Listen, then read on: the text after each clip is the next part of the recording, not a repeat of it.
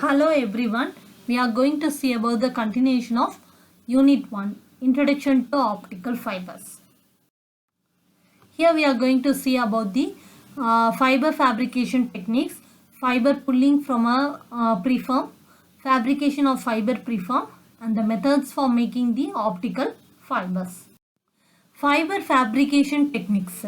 Fiber fabrication techniques are different for both glass and plastic fibers. So here we are having two basic techniques. They are direct melt method and vapor phase oxidation process. So the direct melt method follows the traditional glass making procedures in that optical fibers are made directly from the molten state of purified components of silicate glasses. So fiber pulling from a preform. So preform, it means in the vapor phase oxidation process, it is highly pure vapor of metal halides, example SiCl4 and GeCl4, which will react with the oxygen to form a white powder of SiO2 particles. So these particles are then collected on the surface of a bulk glass by 1-4 different commonly used process and are sintered by one of the variety of techniques to form a clear glass rod or tube. That is, sintered means it will transform to a homogeneous glass mass by heating without the melting process. So this type of rod or tube is called as the preform. So here we are going to see about the schematic of a fiber drawing tower. High quality of fibers are generally fabricated by pulling long strands and preform using the fiber drawing tower. So this fiber drawing machine is an apparatus which is typically several meters high. So in this axis, the preform contains a region with increased refractive index and it will forms the fiber core after drawing the fiber from the preform. So this preform is heated close to the melting point using the drawing furnace fixed at the top of the drawing tower, and a thin fiber is generally pulled out at the bottom of the preform. So this fiber will form a single preform in this process and it can have a length of several kilometers. So during the pulling process, the fiber diameter is held constant and it will adjust the pulling speed of a take-up drum and fixed at the bottom of the tower. So the speed of the drum will determine how fast the fibers are drawn. So this will also determine the thickness of the fiber produced in this process. So in order to maintain the uniform thickness, it will use the motor of a take-up drum and it will rotate the pre-decided uniform speed. So this furnace temperature is also maintained with the help of automatic feedback system. So then the fiber is wound up and it will usually receives a primary buffer polymer coating by a secondary coating for both the mechanical and chemical protections of fibers. So at last the fiber is finally wound up in take-up drum and its speed is preciously controlled by the feedback mechanism used for monitoring the thickness of the bare fiber. So additional PVC or similar protective jackets are usually provided by extrusion for the drawing process. So next one is fabrication of fiber preforms. So optical fibers preforms are generally fabricated with a process called chemical vapor deposition or vapor phase oxidation technique.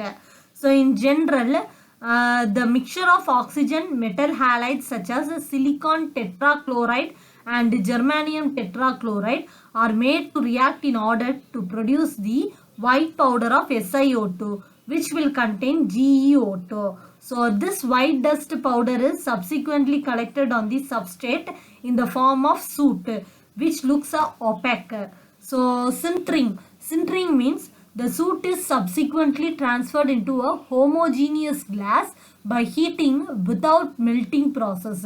So this type of process is known as a sintering.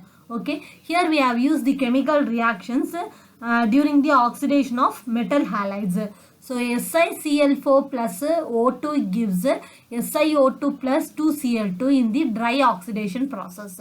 So like that, GeCl4 plus O2 equal to GeO2 plus 2Cl2 in dry oxidation process.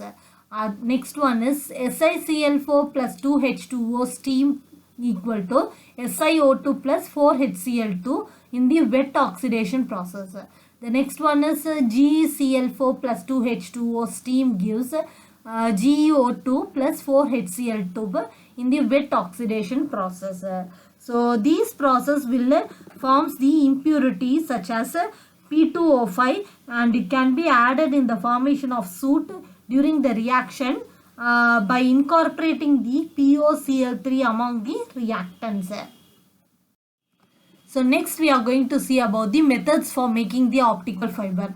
There are 4 methods for making the optical fiber. They are outside vapor phase oxidation or outside vapor deposition. Second one is modified chemical vapor deposition. Third one is vapor phase or axial deposition. And the last one is plasma activated chemical vapor deposition. So let me see one by one. Outside vapor deposition. So the first fiber to have a loss less than 20 decibel per kilometer was made at the Corning glass, and it was worked out by the outside vapor deposition process. So the process of OVD for fabricating the high quality optical fiber preform and various steps involved in the process will starting from the metal halides, formulation of porous soot, sintering, and finally drawing a fiber from the preformer. So this method having the first a layer of SiO2 particles called soot, and it is deposited from a burner onto a rotating graphite or ceramic mandrel. So this material will precursors such as SiCl4, GeCl4, etc. along with the fuel gas such as hydrogen or methane, and it is supplied to the burner, which is moved back and forth along the rotating rod so as to deposit in the soot layer by layer on the target rod. So the bubbler is fitted with mass flow control to monitor the flow of carrier gas, which is made to bubble through the liquid into the container for vaporizing some of the chemicals, and it will allow to follow the deposition of the burner. So this will supply the constituent metal halides in the deposition process. So this clears the preformer and mounted in the fiber drawing tower, and it will made to fiber. So the central hole in the tube will perform the collapses during the drawing process. So next one is vapor phase axial deposition. So the OVD process is suitable for producing good quality of fiber preformer, but not suitable for continuous production of fiber for large scale of applications. So we are using the basic vapor phase deposition method modified for continuous production of low loss fiber in a controlled environment. So that type of process is known as the vapor phase axial deposition method technique. So in this method we have used the SiO2 particles, and it is formed in the same way as described in the OVD process. So these particles will emerge from the torches, and they are deposited onto the end of the surface of silica glass rod, which acts as a seed. So this seed rod is also continuously rotated to maintain the cylindrical symmetry of porous preform. So the porous preform is grown in the axial direction of by moving the rod upwards. It will cross the heating zone where the porous preform gets sintered into the clear glass preform. So the length of the fiber preforms can be manufactured by this technique. So the solid preforms are be out into the smaller pieces and it will be loaded in the fiber drawing tower for drawing fibers. So next one is modified chemical vapor deposition. So MCVD was developed by for making the high quality step and graded index silica fiber. So unlike OVD, the glass particles are created by burning metal halides in the oxygen inside the silica tube. So the soot is collected on the inner wall of the rotating silica tube. The rotation of the tube is necessary for cylindrical symmetry in the deposition of the soot. So the opaque soot collected inside the tube is sintered to clear glass by using the oxyhydrogen torch, which will move back and forth along the length of the silica tube. So after the completion of the deposition, there will be the thickness of soot. So the flow of a reactant gas is stopped. So the silica tube will freshly deposit the glasses on the inner wall and it is heated to a high temperature. So the tube collapses to form a solid rod preform. Okay, so this preform rod will have a core that will consist of vapor deposited material and cladding that consists of original silica tube. So next one is plasma activated chemical vapor deposition. So PCVD method is similar to MCVD process and in that deposition occurs within the silica tube. So this method uses a non-isothermal microwave plasma which is operating at the low pressure initiates the chemical reaction. So the temperature will be ranging from 1000 to 1200 degrees Celsius to reduce the mechanical stresses in the growing glass films. So a moving microwave resonator is operating at a frequency of 2.45 gigahertz and it will generate the plasma inside the tube in order to activate the chemical reactions. So this process deposits the clear glass material directly on the tube wall and it will has no soot information. So hence no centering is required. So a modified method of PCVD with particularly high precision is plasma impulse chemical vapor deposition, where short microwave pulses are used in the place of continuous wave microwave source. So it is also called as a plasma enhanced chemical vapor deposition method. So next one is fiber fabrication method without involving the preforms. There are two methods occur. They are rod in tube method and double crucible method. So rod in tube method means in this method a solid rod of glass, that is SiO2 GeO2 with a higher refractive index is inserted into the glass tube.